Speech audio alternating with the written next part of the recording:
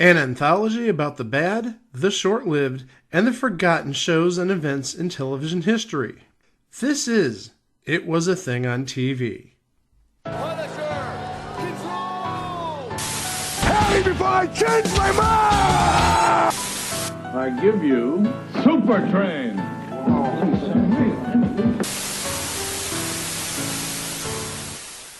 Episode 412, submission number 671, Billy. Billy ran on ABC from January 1st to May 30th, 1992 for 13 episodes.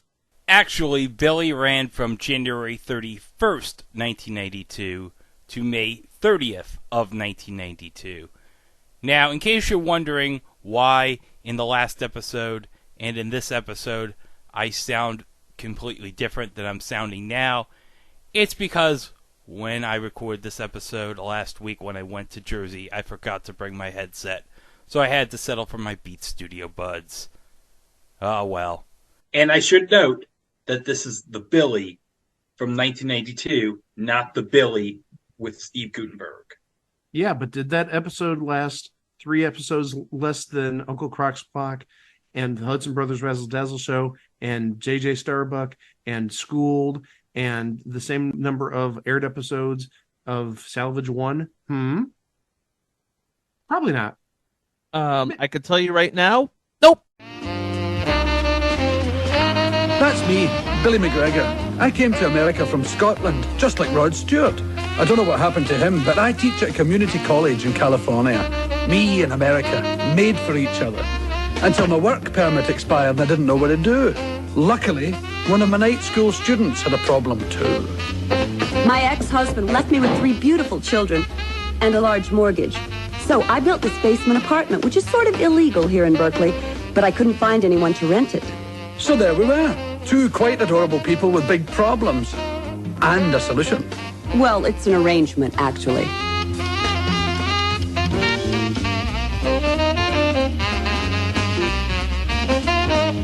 Now I get to stay in America. We get to keep our home. And everybody's happy. Mary. The children. And me. Maybe.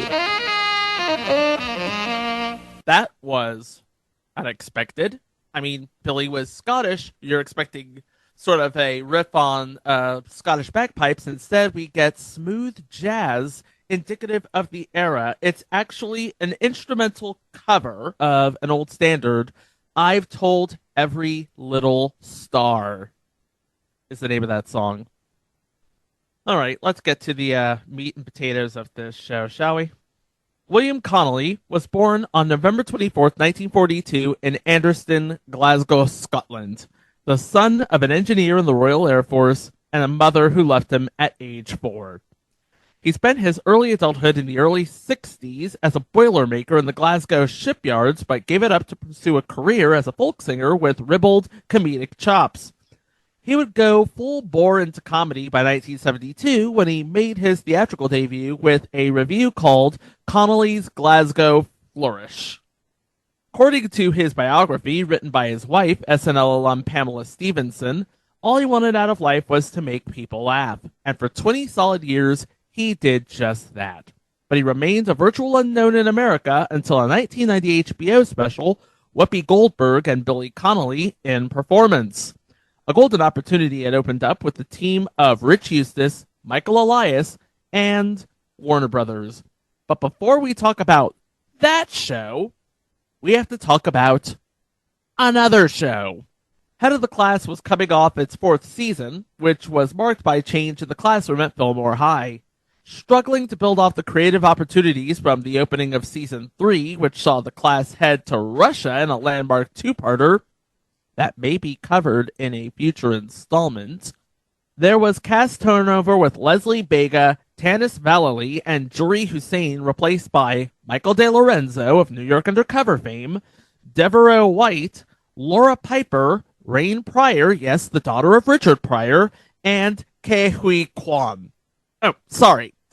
Academy Award-winning actor Ke Huy Quan. That's right. You show respect to the man who's going to be heading the TVA in Season 2 of Loki. His character is actually the repair guy in the TVA, but Whatever. You kind of get what I mean here. He's in Loki season 2. Hey, my takeaway from this is today I learned that Billy Connolly is married to Pamela Stevenson. Oh, yeah, I was going to mention that. Still is, by the way. Good for them. And if you don't know who Pamela Stevenson is, she was a castmate in the early to mid 80s on SNL. We're talking, what, about 2-3 years after the Domanian era? This is talking about the Julia Louis-Dreyfus era. I think maybe she was also on the 84-85 season. Yeah, but she definitely wasn't there 85, 86 when you had your Phil Hartmans and all those people came aboard. She was actually a one-season wonder. She was on the season before the season we covered, the SNL 85 season. But also, she was in Superman 3. I was today years old when I learned this. Yeah, she's one of Robert Vaughn's henchmen in Superman 3. We're all today years old, apparently, in the first couple minutes of this episode. That's amazing. So you have all those people joining the class for senior year, which was, for reasons known only to Warner's and ABC, split into 2 seasons. Howard Hesseman, who was with the show since the beginning, left after season 4 saying, quote, "We're not doing the show that I was led to believe I do, and it's difficult for me to get off that." What exactly he meant by that remains a mystery to this day, and will probably continue to be a mystery because of his passing. Having seen the HBO special and its follow-up, Billy Connolly, pale blue Scottish person, Eustace and Elias made a call to Connolly to have him teach as Billy McGregor, a Scotsman in America on a work visa with many episodes focusing on his life in America and wooing Ms. Mira, the lovely Janetta Arnett, by the way. The show came to a natural end June 25th, 1991, with the class graduating and Fillmore High razed to the ground. True story. But the powers that be wanted more Billy, so a new premise was imagined for the character. Billy moves to Berkeley, California, where he is a community college professor, marrying one of his students, Mary Springer, a single mom with several children, so he can get his green card. By the way, I should mention this is similar to, but legally distinct from, something we talked about in a previous episode, I Married Dora. And I should probably note again that just like in 1992 when this aired, marriages of conveniences are still very much illegal. So the marriage is arranged in order to prevent Billy from being deported back to the UK. Billy becomes Mary's boarder, living in her basement apartment, which, according to the opening, is a little bit less than legal in Berkeley. But that living arrangement comes with the strictest of rules. No drinking, no smoking, no pets, and no relations? And of course, many of the family comedy tropes are mixed in with the sort of will they or won't they chemistry between Billy, the professor, and Marie, his student. Now legally man and wife, if only to evade the feds. Although, why would you want to send Billy McGregor back to Scotland? I mean, Berkeley's not that bad. Yeah, what's there in Scotland anyway in 1992? Gordon Ramsay? Well, David Tennant's, 22 at this time? Yeah, he hasn't been cast in anything international at this time, so. Yeah, that's a shame. So that's basically the story. And now, here are our players. We talked about Billy Connolly. We talked about his history. We talked about his work as a comedian and a stage actor. He plays, of course, Billy McGregor, his role on Head of the Class, which carries over into the new series. One thing you probably don't know, he joined the Territorial Army in the Parachute Regiment at around the same time that he was a welder. Oh. He was also in the Humble Bums, which is a band where he played the banjo, and one of his bandmates was Jerry Rafferty. Speaking of the king of the sexy sax, Baker Street. Oh, that guy. Yep, that guy. Do do do do do do do do do do do.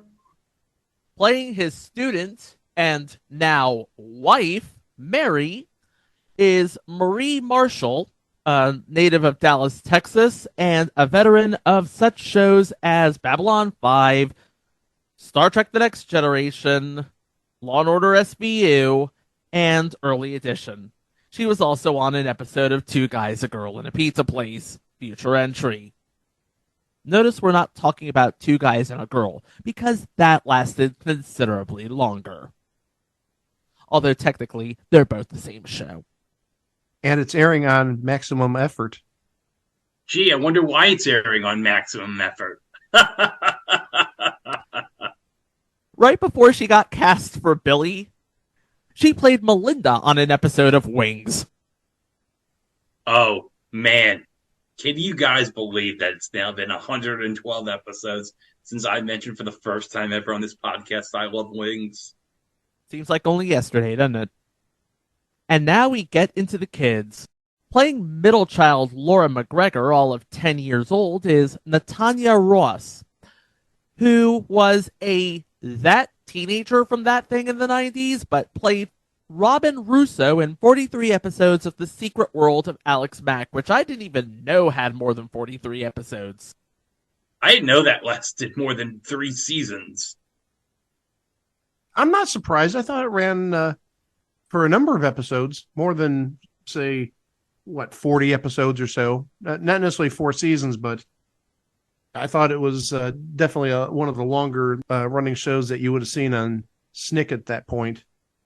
Playing youngest daughter Annie is Clara Bryant, who wasn't in much of anything as of late. She was in an episode of Numbers. She was in an episode of Hack. She was in 5 episodes of Buffy the Vampire Slayer as somebody named Molly from 2002.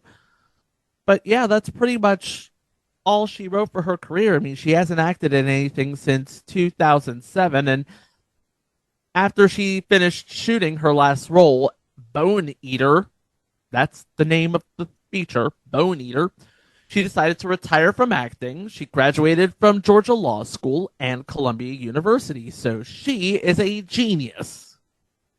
Does that make her an SEC legend if she graduated from Georgia? Yes, it does. Also makes her an Ivy League legend. Hey, Georgia legend, just like Nick Chubb. Adding an edit here that I didn't necessarily want to add. Don't watch Nick Chubb's injury on Monday Night Football. It's ugly. It's sad. Had to get a Browns reference in there. They won last week. I get you. Hey, he's no Stetson Bennett.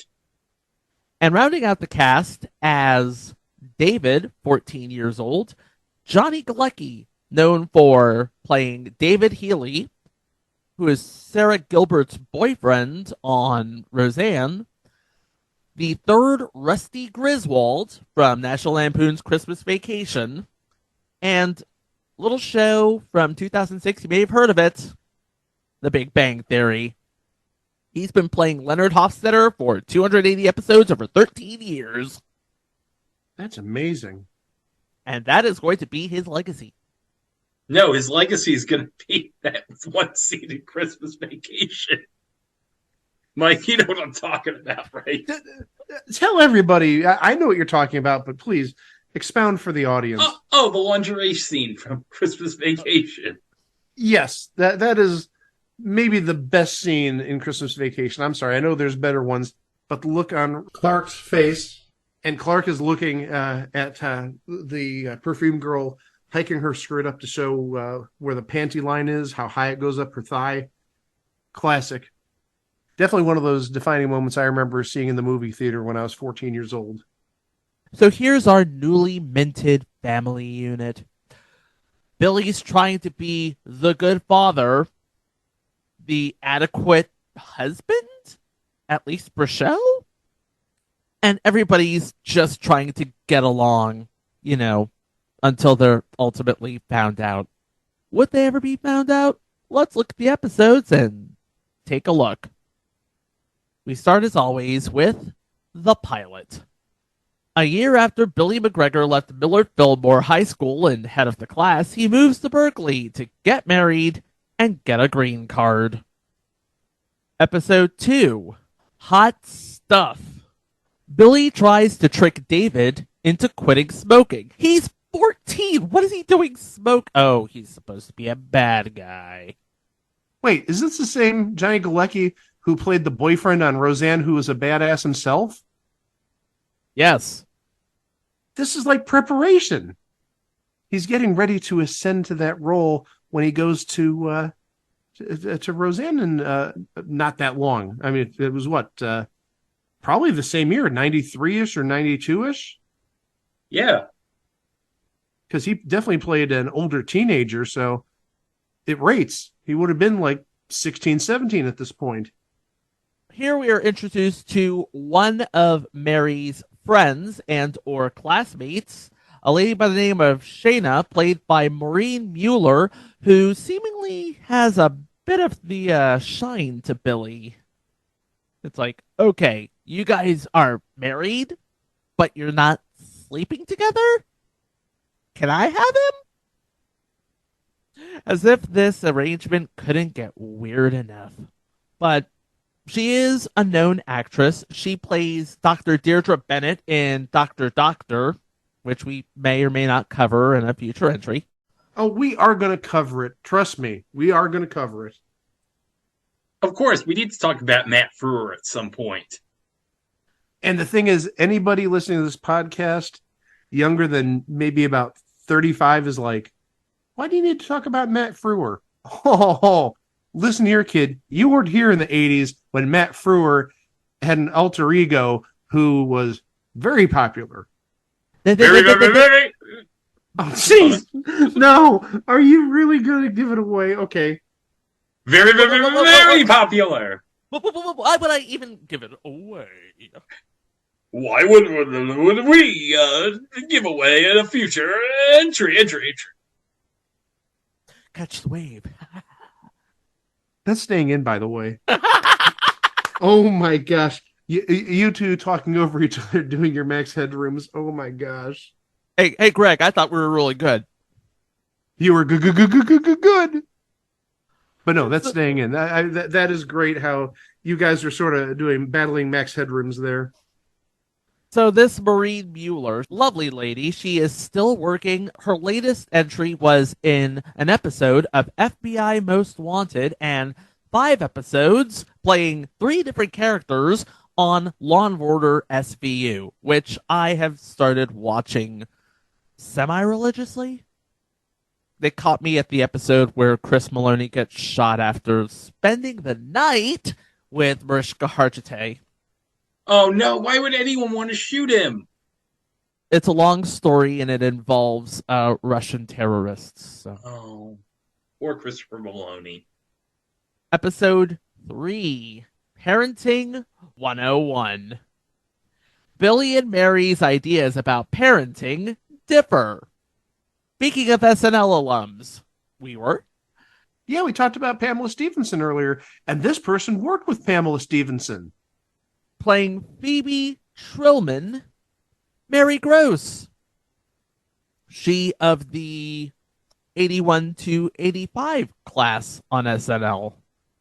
She played Alfalfa in the Little Rascals sketches. Otay. No, that's Buckwheat. That's Eddie Murphy.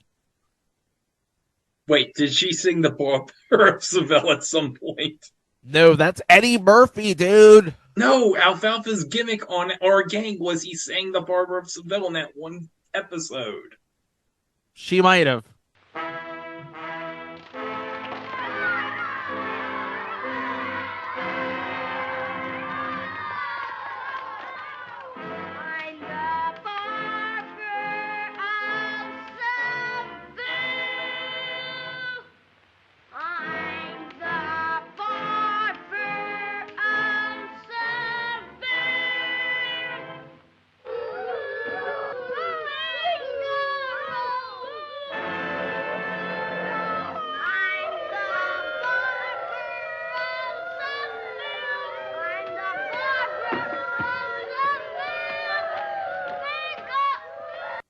All I know is she shot Buckwheat. That's right. buckwheat dead America mourns. I'm still wondering if Charles Rocket found out who that effing bastard was that shot him. Oh, that was the previous season. I'm sorry. That's probably the reason we got Mary Gross in the first place, because Charles Rocket shot off his mouth. Go back to that episode if you want to know what he said. 97. I think people know what he said, given what I just stated. Playing Giselle, Kathy Wagner. Not a known actress, but she was on a season of Undressed on MTV, and before that, a year before that, she played the role of Susan Day. Is it Day or Dye? Susan Day. Day, okay. Do you not know classic television? Why are you here? I know too many days, okay? Too many days, too many days. She played the role of Susan Day in Come On Get Happy, the Partridge Family story. Oh, I remember that. So do I. I gotta say, MTV's Undressed. I gotta be honest. For a kid at 16 like me, that was like... I'm dead. I'm sorry. Continue. It was like, oh yeah, baby, it's time for Undressed. That's all I needed to hear from you, is I want to talk about Undressed as a 16-year-old boy. Boing. All I remember is tuning into one season, seeing Sarah Lancaster, who I just saw on an episode of Saved by the Bell, the new class, and all I can say is, Rachel's gonna have sex with somebody. Wait, are we not going to talk about the one episode Christina Hendricks was in? Yes. That may be a future It Was a Thing on TV presents. The episode with Christina Hendricks. Man, now I want to see it. I want to know what Christina Hendricks did. Dang. I thought all she was known for before she was on that one show was the episode of Married with Children, where she played a laboratory assistant. Oh my gosh! When Bud did some sort of science experiment to see if virtual reality, let's say, increased a man's libido if he went into a virtual reality world and met the woman of his dreams. And let's just say, very tongue-in-cheek, things got sticky. Episode 4, Poker Face. Billy and Mary go to a movie. And we have Mary Gross and Maureen Mueller returning as Phoebe and Shayna. But we also have, playing a guy by the name of Schwartzy, Alex Polinsky, who you would remember from every season after the first one of Charles in Charge. Oh, you know what that means? If he was on every season of Charles in Charge after season 1, in the Venn diagram of Charles in Charge, Alexander Polinsky and Jamie Widows do not overlap. Is that really going to be my takeaway out of this? Is that Alexander Polinsky on Charles in Charge did not work with Jamie Widows? Nowadays, primarily known as a voice actor, he voices Control Freak on Teen Titans Go. Oh, I love Teen Titans Go. Oh, so you're the one. Hey, did you see Teen Titans Go the movies? Very meta that movie was. Oh, that was the funniest damn movie DC's ever done, and that's saying a lot. Episode 5, Billy Gets the Bird. Hold on, Billy gets the bird.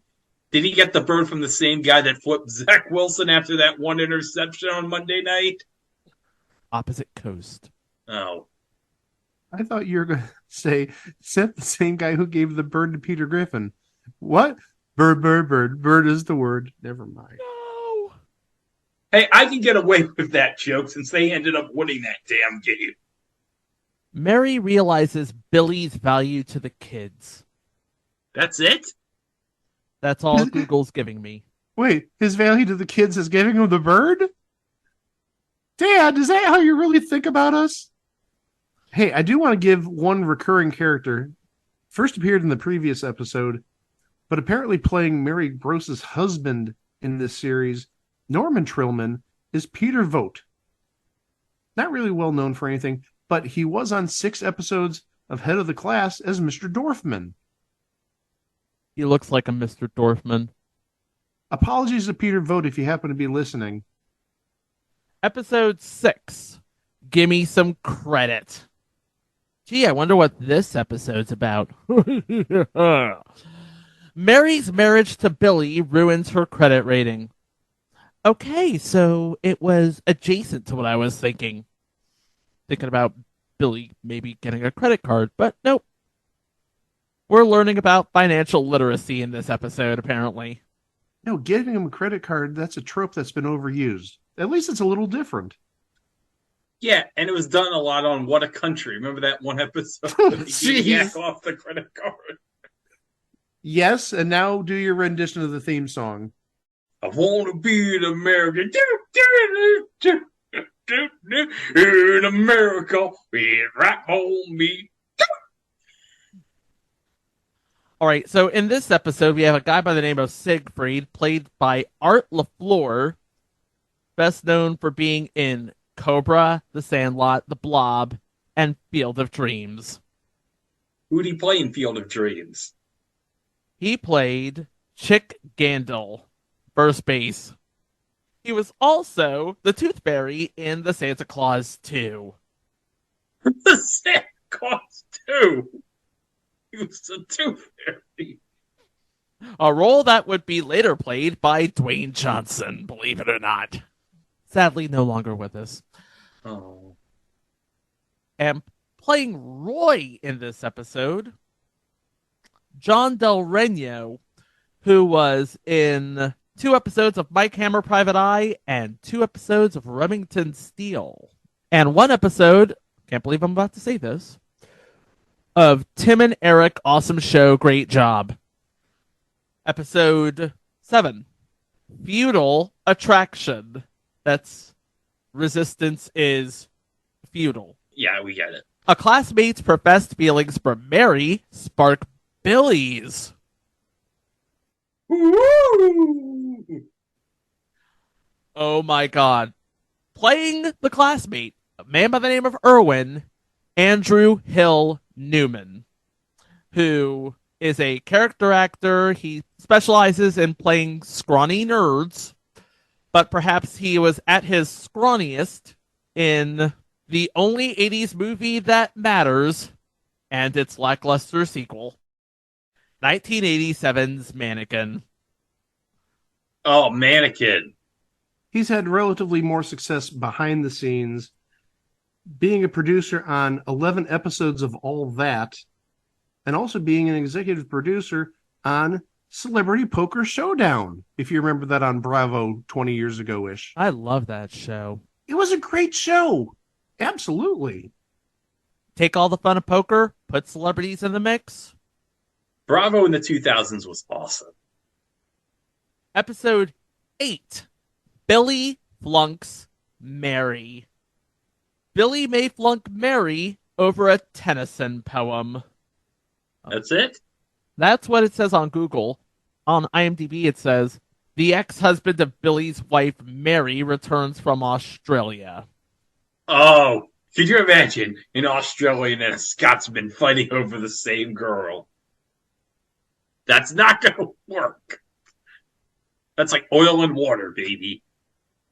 Episode 9, Out All Night. David stands in line all night for concert tickets and gets arrested. Uh-oh. Uh-oh. Episode 10, Home Alone. Almost. With the kids away, Billy and Mary think romance. Hold on 1 second. If I'm not mistaken, that is a violation of their oral contract that they agreed to in the pilot. Hold on. You said oral contract. Ew. Damn it, Greg! No! We're doing so well. They're having relations, and it's an oral contract? Uh-huh. Oh my god. Greg said it, not me. I tried stopping him. No, Chico said it first.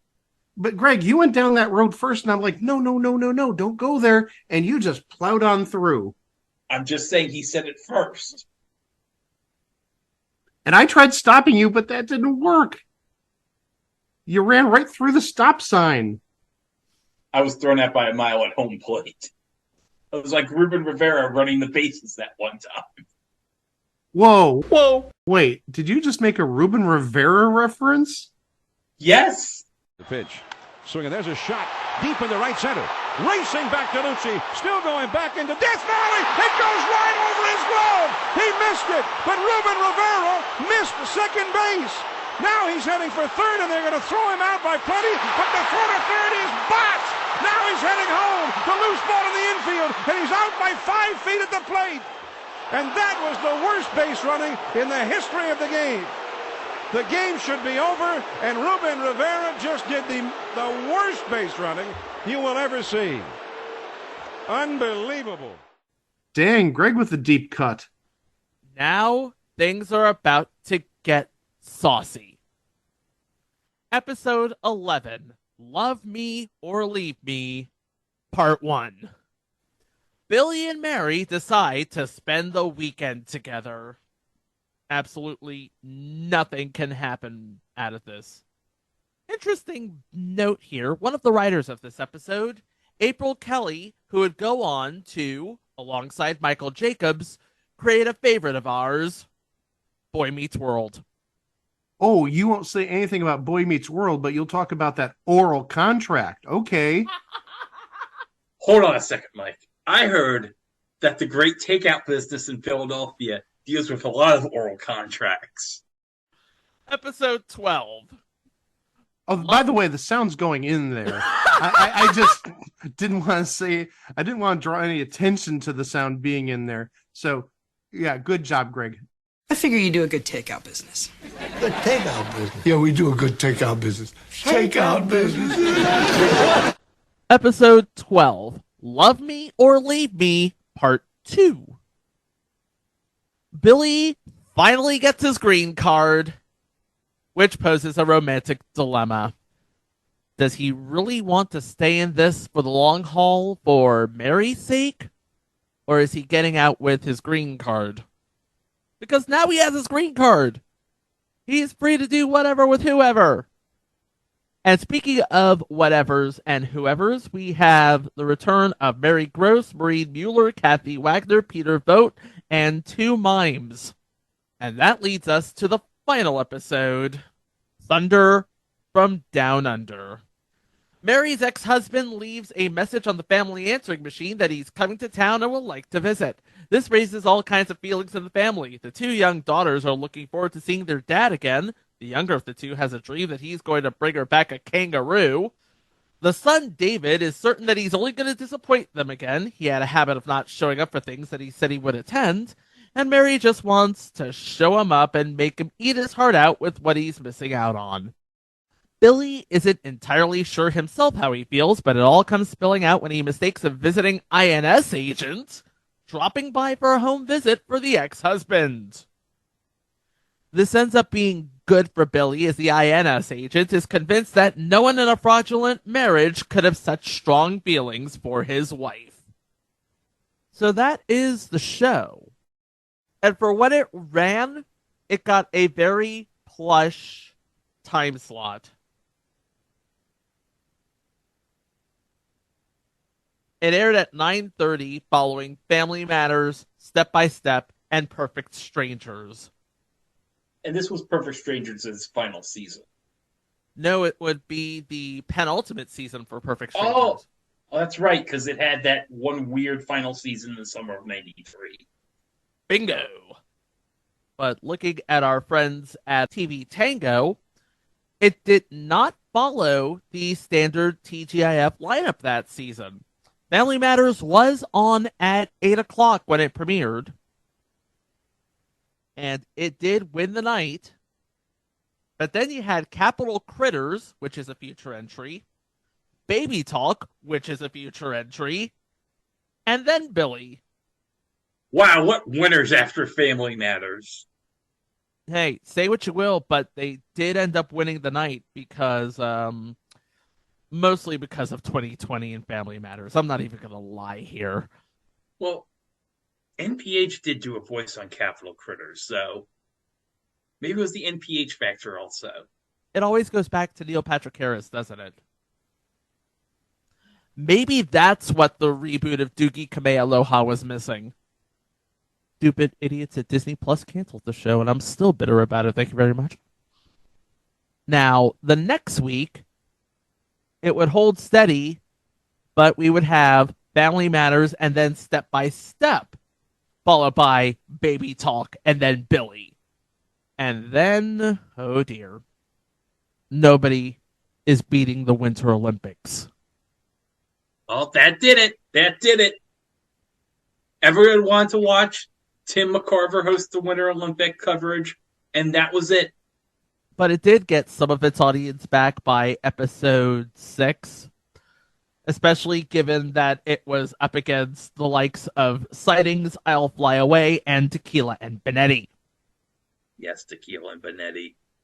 But it continued being sort of the weak link of the TGIF lineup, to the point where they actually moved it to a new ABC programming block. I Love Saturday Night. You remember I Love Saturday Night, right? No, I don't remember I Love Saturday Night. It was supposed to be the Saturday version of TGIF. Everyone goes out on Saturday nights. Who the f*** is watching TV on a Saturday night? I don't know. On the I Love Saturday Night block, you have Who's the Boss, then Billy, then Perfect Strangers, then a repeat of Growing Pains, and they ride out the night with the commish. Oh, okay. So you get Michael Chiklis at the end. But you're not beating NBC on Saturday night. You're not beating the Golden Girls. You're not beating Empty Nest. You're not beating Nurses. Nurses. And you know what? They could put a steaming pile of crap in between the Golden Girls and Empty Nest, and it will get rated. Oh, look, the powers that be. My point exactly. Wait, I don't see Vince Russo on this show. But yeah, after 13 episodes, ABC didn't want any more, and the show was canceled. It has not been released on any media, and only a select handful of episodes have survived on VHS to be uploaded to the four winds of the internet, if you can find them. There's at least one on YouTube. Don't cry for anybody on this show. Billy Connolly, doing fine. He actually got a commander of the British Empire, and he retired from acting, and he actually has a bit of a serious side too. Nowadays, he can be seen living in Florida. He's published an autobiography, Windswept and Interesting, in October 2021, and in 2022, received a BAFTA Fellowship in celebration of his 5-decade-long career. So, congratulations to him. Of course, we know what the kids are doing, and we know what his wife is doing. Nobody's career was damaged by this show, and in any other lineup, it probably would have stood a chance. Because, hey, it's Billy Connolly. He's that darn likable. But ABC just could not find a place for him, and at the end of the season, he became just a thing on TV. But guys, I found something online. It's sexy sex time, y'all. Oh no. What could you find from this? Well, I guess we'll find out.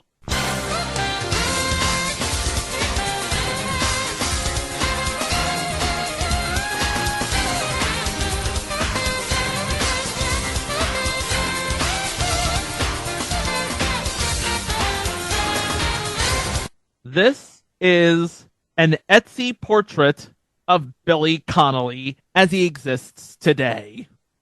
Can I proactively bid 1 penny? You can. Ain't gonna do me much good, though. No, not really. Have you seen any of the crap people make on Etsy? I have actually. I have the description of the item from Etsy from user the Art Bank GB, a portrait of Billy Connolly in dots using colored pen on A3 Bristol board paper. Will be signed on purchase. Oh, so this will be signed on purchase. Okay. And just so we are clear, you are bidding on the actual price, not the shipping. Mike, why don't you bid first? Can I still bid a penny? Not sure how that'll help you, but okay. No. Does it say what the dimensions of this are? It does not. Asking for a ruling before I give my bid. May I see what Bristol board A3 is if it gives dimensions? Yes. Okay. So Google says that the standard size of Bristol board is, oh gosh, you're making me do math. Really? Oh no. We talk about how IMDb is kind of screwed up. Google is sort of screwed up because it looks like it says 221 divided by 2 inches. But no, I see what it means. So the common size of Bristol board, according to Google, is 22.5 inches by 28.5 inches. So it's a big boy. It's a good sized portrait. And that actually does influence my bid. I'm going to say $80. $80? Greg, what do you say? $85. You both overbid. I don't know if we should be upset about that or happy. I wouldn't spend $80 on that. I'm glad Greg would spend $85.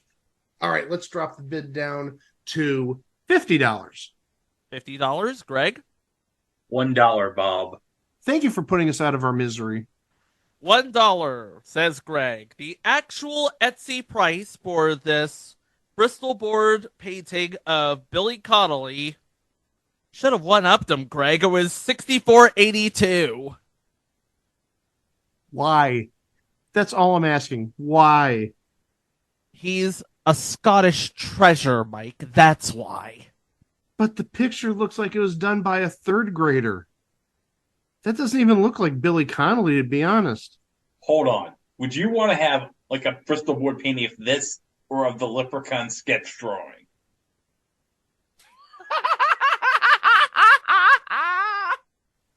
Can I choose neither? And she will take the Leprechaun sketch drawing. Oh my. I think it's a nice looking painting myself. I really do. I'm sorry. It does not look like Billy Connolly even like 30 years ago. Have you seen Billy Connolly now? I have. He kind of looks like Tony Dow meets Colonel Sanders almost. Now I wish we had gotten a Colonel Sanders hat before he died of Tony Dow. That's a whole new recipe for seduction. Well, that's going to do it for this episode, but remember, you can always go to our website over at itwasathingontv.com where you can listen to the 411 episodes that preceded this one. Got all sorts of great bonuses there, including minisodes, live shows, extended versions of previous episodes, the whole works. Also, remember, we're on all social media, including Instagram, Threads, Mastodon, over at It Was a Thing on TV, except for Facebook, where we are at It Was a Thing on TV podcast. Remember, subscribe to the podcast wherever fine podcasts can be streamed. Apple Podcasts, Google Podcasts, TuneIn, iHeart, Audible, wherever fine podcasts can be streamed. And don't forget, we are also on YouTube where you can like and subscribe to our channel. And don't forget to hit the notification bell so you can stay informed on all future uploads, including what's coming up on the podcast next time. So what's coming up next on the podcast, Mike? If you remember, this is probably about a year ago or so, maybe a little bit more, we did Shuckapalooza, which I thought was great. We have the spiritual successor to Shuckapalooza next week. Not going to involve John Shuck, but it's going to involve a person equally as legendary. We've never talked about this person on the podcast before, I don't believe, not even in guest starring roles. And we're going to talk about this person on 2 shows next week. well-known name, somebody that really hasn't had much of a career, to be honest, since like the early 90s, late 80s, but a name nonetheless. So that's going to be great. We're going to cover 2 shows from this person. Highly requested. I know people have asked at least for one of these shows to be covered, if not both. So you're going to get your wish next week. And all of that is beginning next time right here on It Was a Thing on TV. For Greg, for Mike, I'm Chico. Thank you ever so much for listening. Please be kind to one another, and we will see you for the next one.